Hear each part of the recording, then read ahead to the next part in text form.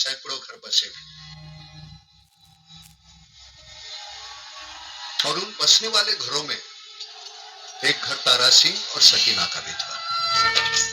मगर ये सब इतना आसान नहीं था। खुशियों के चंद साल बीते ही थे कि एक दिन अपनी पत्नी अपने बच्चे की मां को हजारों मुश्किलें झेलकर अपने ससुर अशरफ अली को इंसानियत का पाठ पढ़ाकर तारा सिंह सकीना को खुशी खुशी अपने घर हिंदुस्तान ले आया। इस बात से हिंदुस्तान में तो खुशियों के बाजे बज गए, मगर पाकिस्तान में मेजर हामिद इकबाल कैसे चुप रहेगा? उसकी बटालियन के तो 40 जवान मारे गए, वो भी एक हिंदू की वजह से, एक हिंदुस्तानी की वजह से। हिंदुस्तानी जिनसे उसे सख्त नफरत थी। असल में हामिद इकबाल आजादी से पहले ब्रिटिश इंडियन आर्मी में कैप्टन था। उसके बावजूद बंटवारे की वहशी आग से वो अपने परिवार को हिंदुस्तानियों से बचा नहीं पाया। इसलिए अब उसकी रगों में सिर्फ नफरत उफान मारती थी, हिंदुओं के लिए, हिंदुस्तानियों के लिए। अब उसकी जिंदगी का सिर्फ एक ही मकसद था, गजवाए हिंद।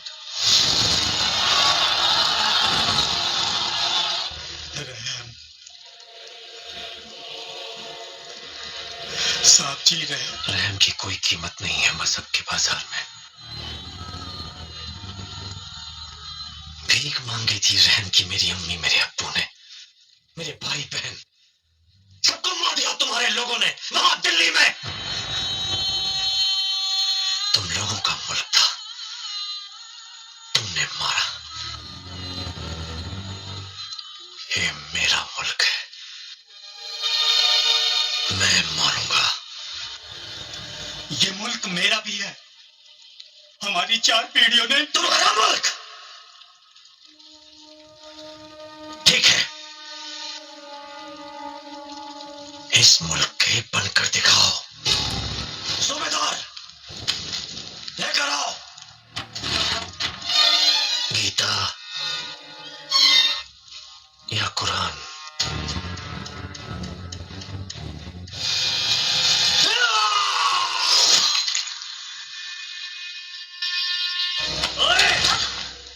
इसी ने तेरी मदद की थी ना?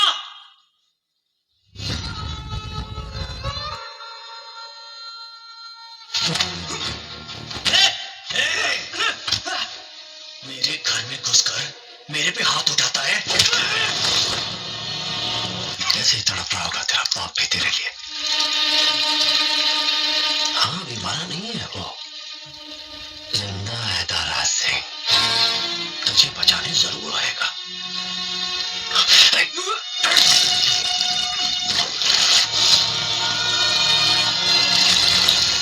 नमाज का वक्त हो गया है जनाब।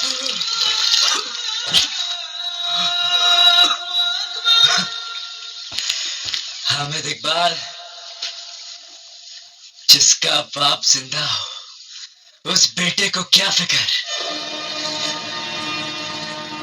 नमाज पढ़ने जा रहे हैं ना आप,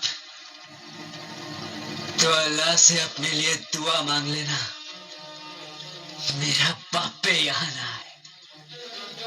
क्योंकि अगर वो यहाँ आ गया ना, उसने मेरी ये हालत देख ली, तो तेरे इतने चीथड़े करेगा, इतने चीथड़े करेगा, इतने चीथड़े करेगा, तेरा पूरा पाकिस्तान नहीं गिन पाएगा।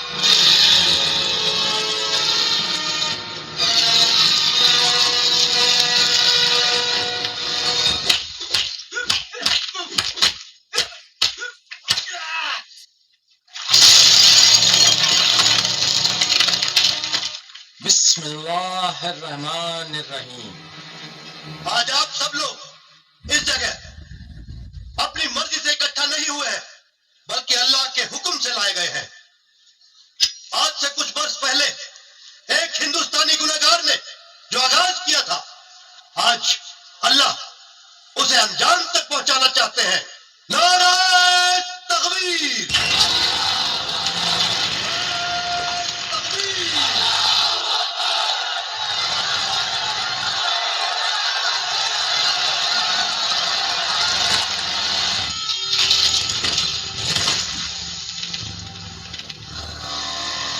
इस लड़के के मासूम चेहरे पर मत जाना, इस पर इल्जाम साबित हुआ है कि ये एक जासूस है।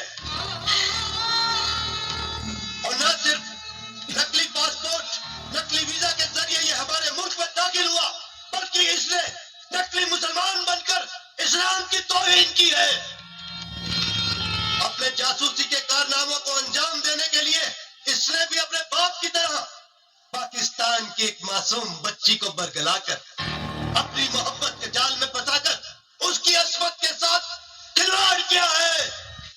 बेटी मुस्कान, ये बयान तुम्हारा ही है ना? इसमें जो कुछ लिखा है वो सब कुछ सच है ना? इस हिंदुस्तानी काफिर लड़के ने तुम्हारी अस्मत लूटी है ना? बताओ, आज इन सब के सामने अपना मुंह खोल के बताओ कि इसने तुम्हारी अस्मत लूटी है। ये दस्तखत तुम्हारे ही है ना? और ये जो दस्तखत है तुमसे किसी ने जबरदस्ती से तो नहीं करवाए?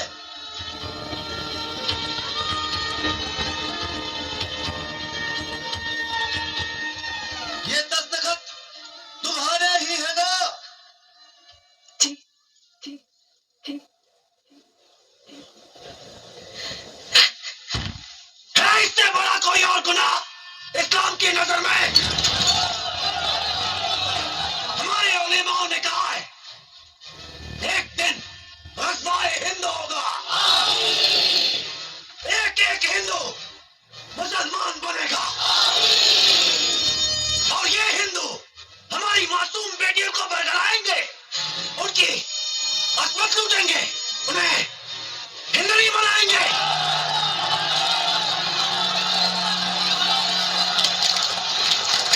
सबर करो, इस काफिर को सजा मिलेगी।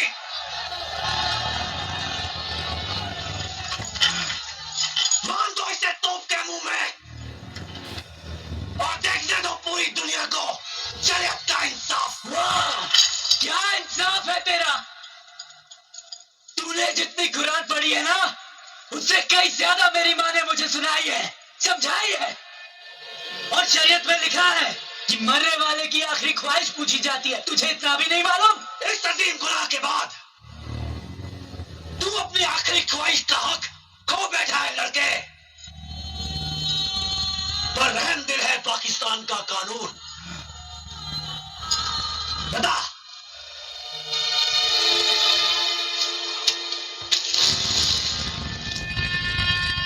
क्या है तेरी आखिरी ख्वाहिश?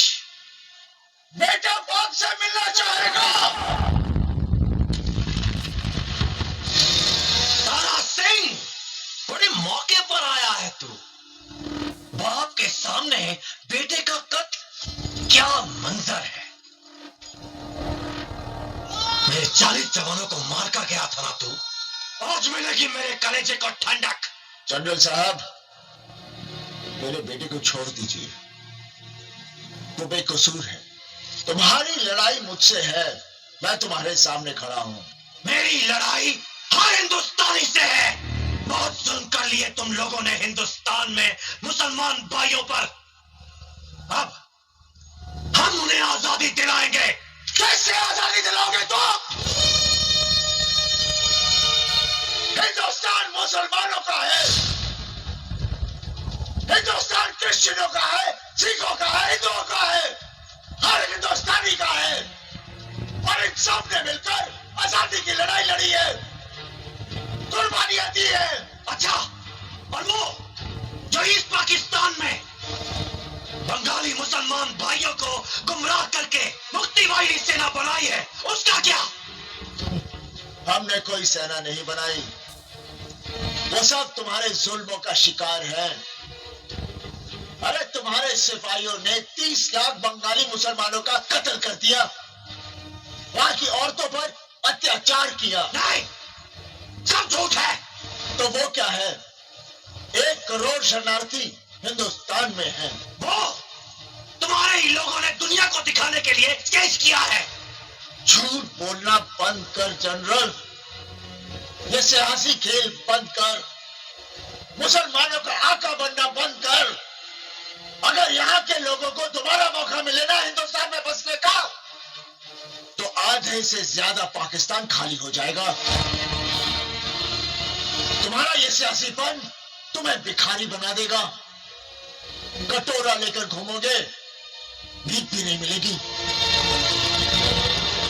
बस, बहुत हो गई बकवास। मान दो बाप को भी बेटे के साथ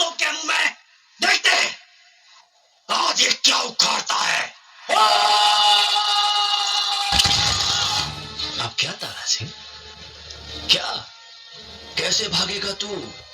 यहाँ तो मेरा बेटा भी नहीं है गर्दन मरोड़ने के लिए। हम मेरे जवानों को कैसे मार कर जाएगा?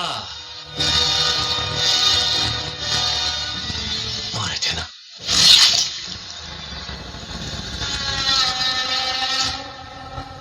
और तू बेटे के सर पर बाप का साया थूका था ना मेरे मुंह पर। अब थूक ना, तेरा बाप भी यहां है। अरे थूक।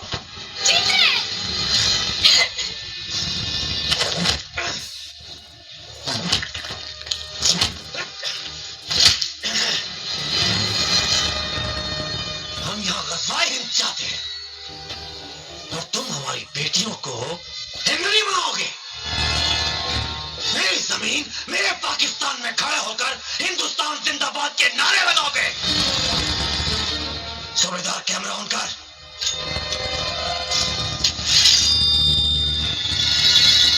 अब तू चिल्लाएगा हिंदुस्तान मुर्दाबाद। बोलता रहा सिंह, हिंदुस्तान मुर्दाबाद। बोल।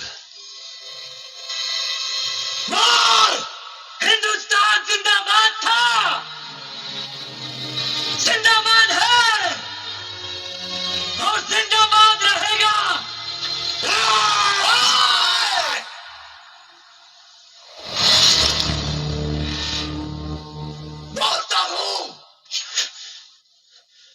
बोलता हूं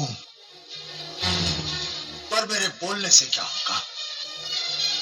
अगर मैंने मुर्दाबाद का नारा भी लगा दिया ना तो मेरे मुल्क की शान कम नहीं होगी। हमारा तिरंगा आसमान में लहरा रहा है, वो लहराता ही रहेगा। अगर हर पाकिस्तानी ने हिंदुस्तान मुर्दाबाद का नारा भी लगाया ना तो उनकी आवाज हमारे बॉर्डर तक भी नहीं पहुंचेगी। और अगर हर हिंदुस्तानी ने जिंदाबाद का नारा लगाया तो उसकी आवाज की गूंज तुम सबको फाड़ देगी।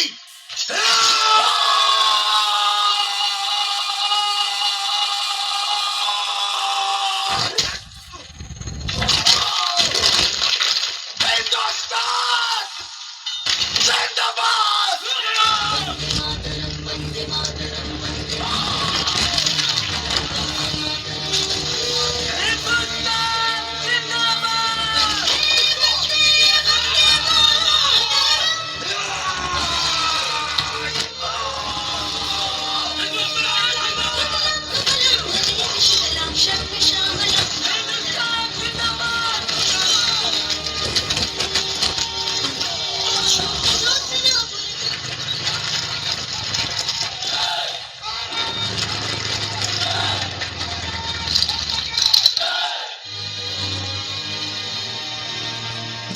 जिंदगी चाहिए या मौत? कुरान शरीफ या भगवत गीता?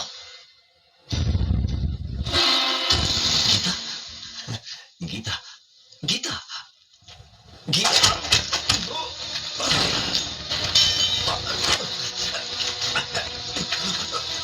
दोनों बच्चों को गले नहीं लगा सकता था? कैसे इंसान हो तुम? अगर अपने रसूल के रास्ते पर चलता ना तो जज्बा हिंद नहीं जज्बा हिंद की बात करता और दुनिया एक जन्नत होती।